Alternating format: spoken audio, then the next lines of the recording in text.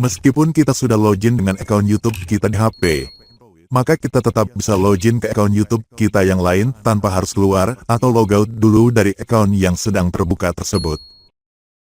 Caranya tinggal tap foto profilnya.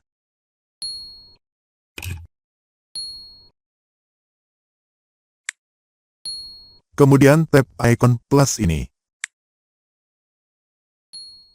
Buka dulu kunci keamanan HP kita. Lanjutkan. Selanjutnya kita tinggal masukkan email dan sandi akun lain yang juga ingin kita buka.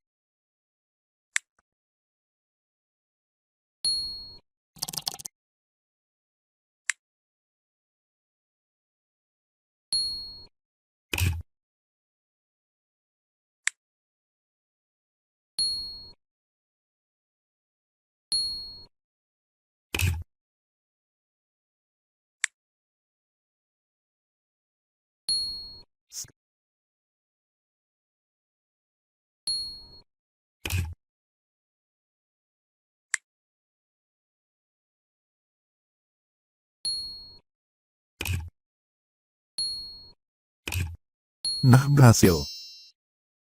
Begitulah seterusnya. Kita tinggal lakukan dengan cara yang sama.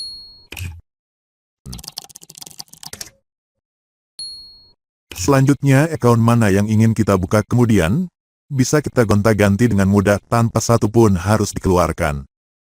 Tinggal tap saja ikon atau foto profilnya.